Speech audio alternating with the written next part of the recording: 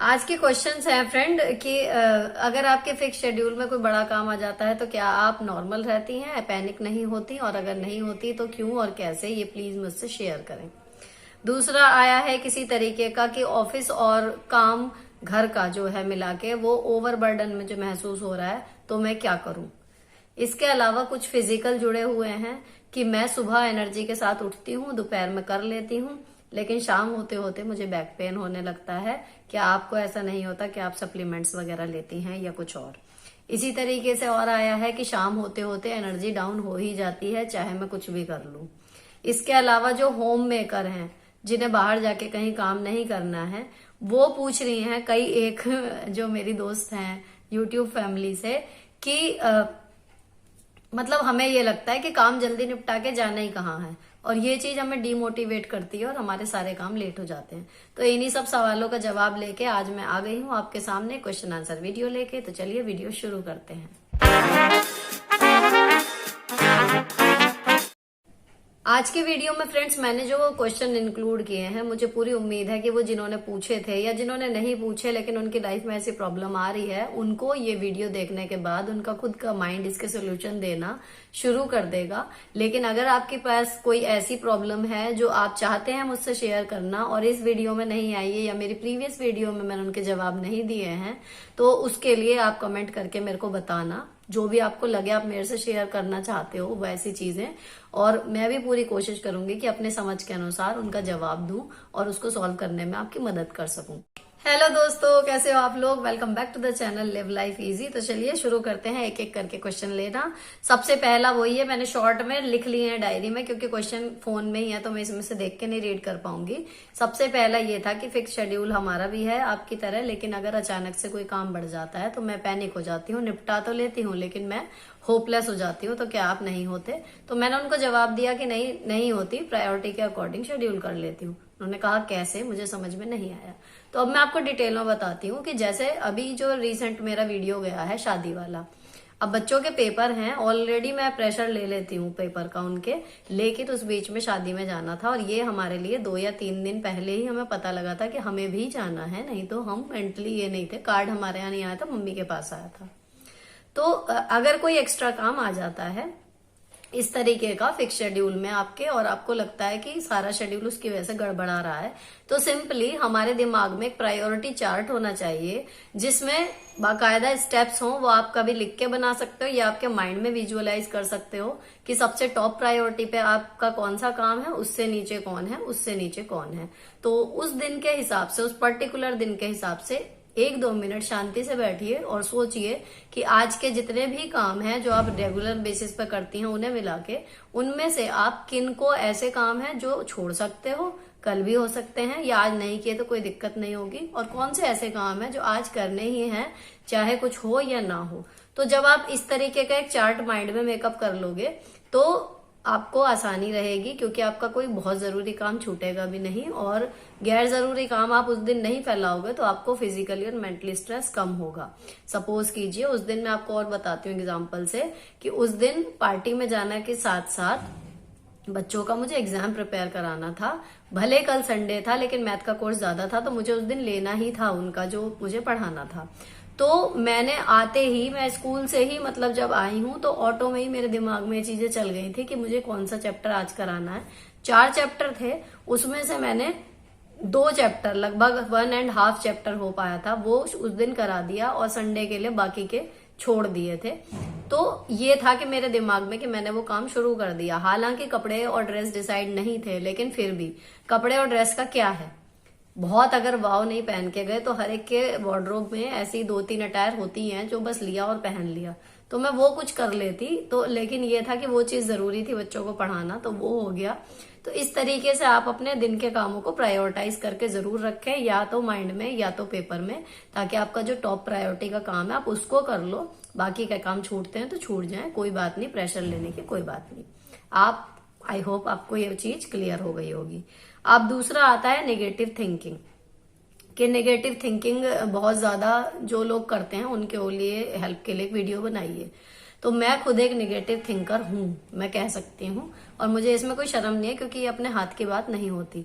मुझे किसी भी चीज को, जब हमारा कोई रिस्क होता है ना, तो मुझे हमेशा ये लगता है कि यार ये नहीं हुआ तो निगेटिव थिंकिंग ही बोलेंगे ना इसको, कि ये काम नहीं हुआ तो। लेकिन इन अ पॉजिटिव वे आप इसको ऐसे देख सकते हो कि ये एक बुरी चीज नहीं है।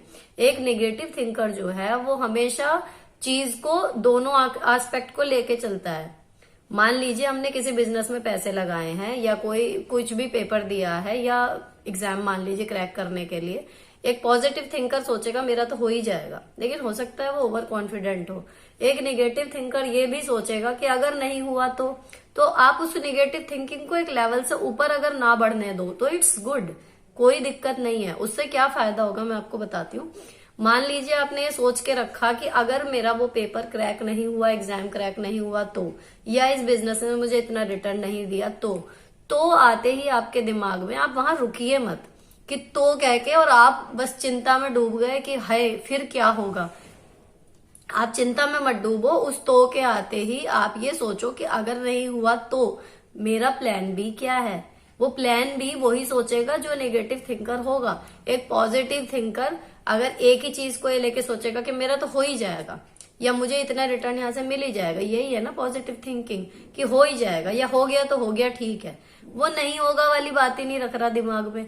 तो जो नेगेटिव थिंकर ये सोच के चलेगा कि अगर ये नहीं हुआ तो उसके आगे के लिए प्लानिंग करके रखेगा, और वो ज्यादा बेहतर परफॉर्म करते हैं लाइफ में, क्योंकि कभी भी जो हम सोचते हैं एग्जैक्ट ऐसा हो जाए जरूरी नहीं है।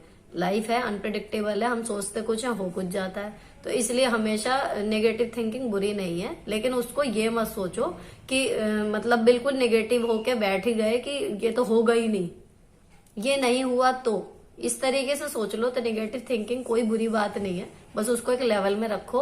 और ये तो हमेशा ही कहते हैं कि अति हर चीज की बुरी है, अति में पॉजिटिव होना भी बेकार है और अति में नेगेटिव होना भी बेकार है।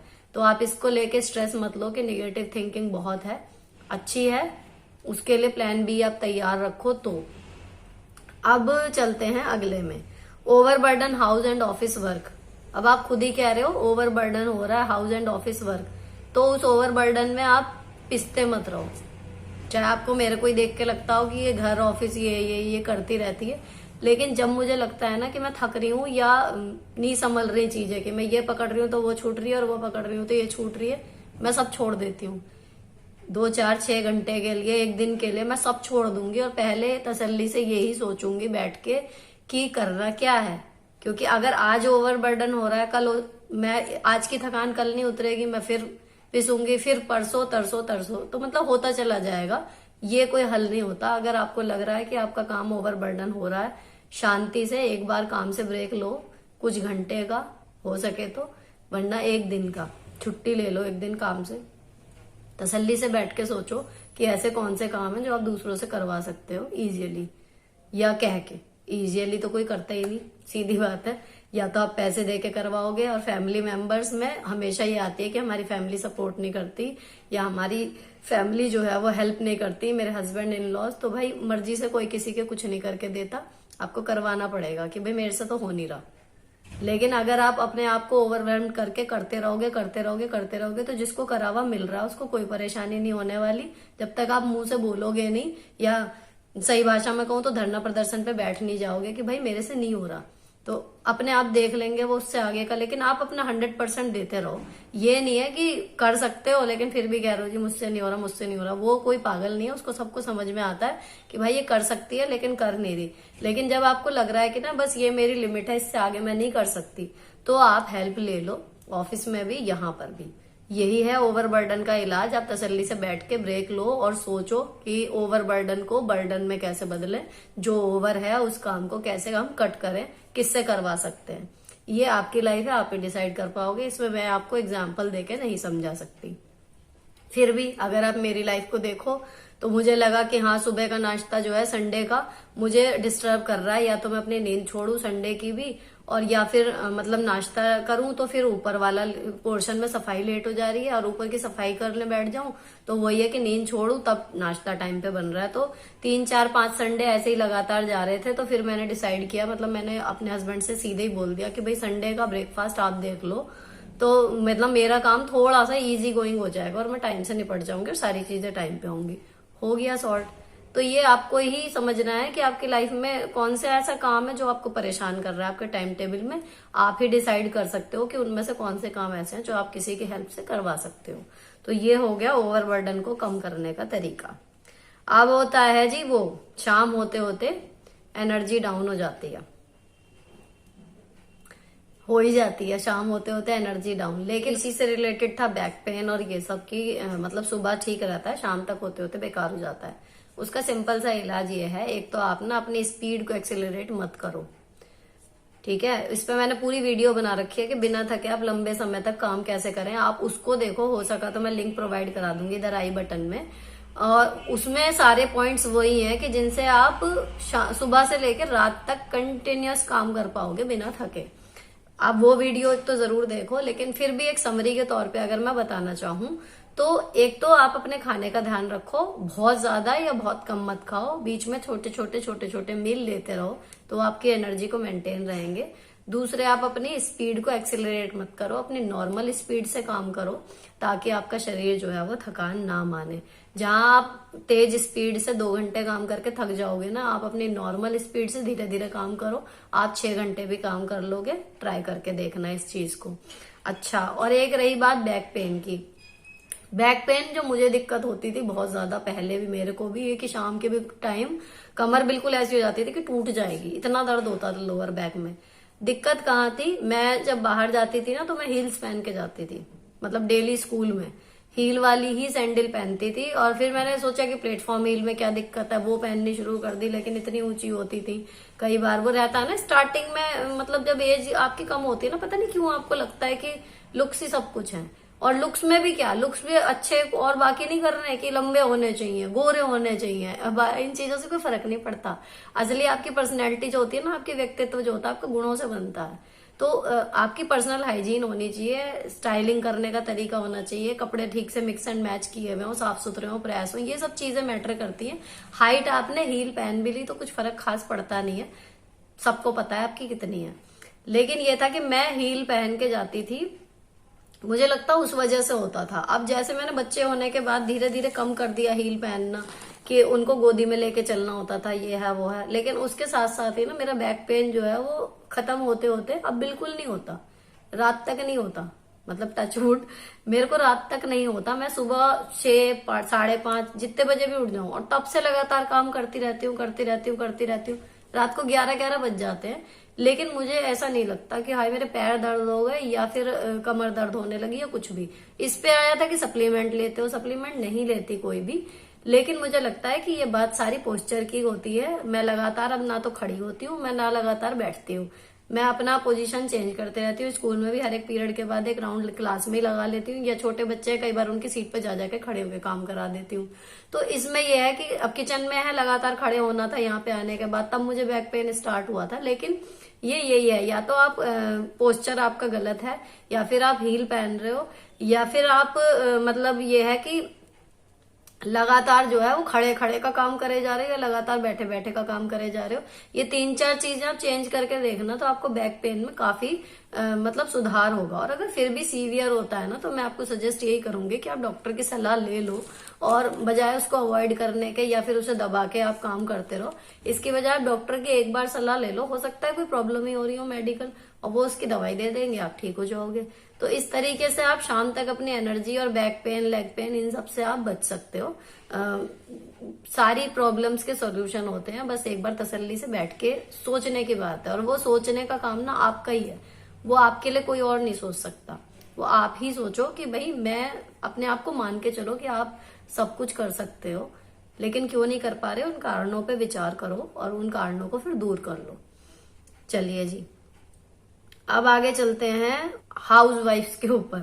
जो हाउस वाइफ्स कहती हैं कि हमें, मतलब मैं चाहती हूँ कि मैं काम जल्दी जल्दी निपटा लूं सुबह के, लेकिन हमारे सारे काम लेट होते हैं क्योंकि हमें लगता है कि काम निपटा के जाना ही कहाँ है। एक कमेंट इस तरीके का आया और उसके बाद फिर उसके सेम ईयर वाले कई सारे आ गए। तो मुझे समझ में आया, और मेरे साथ भी ये होता है। अगर मेरी छुट्टी है या कुछ और है, मतलब मैं फ्री हूं, तो यही लगता है कि आज तो फ्री है, उस दिन एनर्जी और दिनों के बजाय बजाय डाउन रहती है, जबकि आप सुबह भी लेट उठे हुए हो, कोई एक्सर्शन भी नहीं होता तब भी। तो ये नॉर्मल है। सबसे पहले तो आप अपने आप को ये समझा लीजिए कि इसमें कोई बुरी बात नहीं है, नॉर्मल चीज है। अब इससे आगे है कि इससे ओवरकम कैसे करें। अब आप खुद ही कह रहे हो कि प्रॉब्लम ये होती है माइंड में कि हमें काम निपटा के करना ही क्या है, जाना ही कहाँ है। इसका मतलब आपके पास घर के काम के अलावा कोई और ऐसा काम नहीं है जिसमें आपका माइंड और एनर्जी बिजी रहे या जिसे करने में आपको मजा आता हो। तो जब आप उस काम के लिए, अगर आपके पास ऐसा कोई काम होगा ना, तो फिर आपको पता होगा कि भाई हमें काम निपटा के कहाँ जाना है। आपके सवाल में ही आपका जवाब छुपा हुआ है। अगर आपको पता है कि आपकी प्रॉब्लम यही है कि निपटा के जाना ही कहाँ है, तो आप अपने लिए कोई ऐसा काम क्रिएट कीजिए जिसमें आप मेंटली फिजिकली बिजी रहें और आपको सबसे इम्पोर्टेंट करने में मजा आए उस काम को। और ऐसा कोई भी नहीं है जिसकी कोई भी हॉबी ना हो, जिसे कोई ऐसा काम ना पता हो कि वो भाई ये काम करने में तो मुझे मजा आता है। वो कुछ भी हो सकता है, घर से रिलेटेड हो सकता है। कई लोग, मैं मानती हूँ कि परेशानी इस तरीके की होती है, चाह के भी बाहर जाके नहीं कर सकते काम, उनको घर में ही रहना है। लेकिन घर में भंडार है कामों का और आपके हाथ में स्मार्टफोन है। कीजिए कुछ ना कुछ ऐसी हॉबी डेवलप कीजिए। अगर कोई पैसों का काम आप नहीं करना चाहते, कोई ऐसी हॉबी डेवलप कीजिए, कोई ऐसी नई चीज सीखिए और उसको डिसिप्लिन होके एक फिक्स टाइम पे कि भाई ये काम घर का मुझे निपटा के और मुझे ये करना है। ये मत देखो कि वो क्या है, आपकी एज है नहीं है उसे करने की। ठीक है, आप पर्सनल अपना टाइम में उसको सीखो या फिर इंजॉय करो, कुछ भी आप कर सकते हो। लेकिन ये आप अपने लिए कोई काम अगर नहीं है तो ढूंढ लो ऐसा कि हाँ मुझे घर का काम निपटा के ये करना है। और जिस दिन वो काम आपको मिल जाएगा उस दिन आपके काम भी समय पे निपटने लगेंगे, क्योंकि आपको पता होगा कि घर का काम निपट जाएगा तो उसके बाद मैं इस काम में जाऊंगी। तो ये करके देखो, आपकी प्रॉब्लम सॉल्व हो जाएगी। आई थिंक आज का क्वेश्चन आंसर वीडियो काफी लोगों के लिए हेल्पफुल रहा होगा। अगर रहा हो तो भी कमेंट करके बताना कि आपकी कौन सी प्रॉब्लम इससे सॉल्व हुई, और जो प्रॉब्लम्स रह गई हैं उनको भी कमेंट करके जरूर बताना कि मैं और किस चीज में आपको थोड़ी बहुत बातचीत द्वारा आपके थोड़ी सी प्रॉब्लम अगर मेरे द्वारा सॉल्व हो जाए तो मुझे बहुत अच्छा लगेगा। फिलहाल आज का व्लॉग यहीं पर खत्म होता है। अगर किसी भी वजह से वीडियो अच्छी लगी हो, चैनल में कुछ भी बात अच्छी लगी हो, तो चैनल को सब्सक्राइब किए बिना मत जाइएगा। मिलती हूँ आपसे नेक्स्ट वीडियो में। Till then bye bye, stay beautiful always.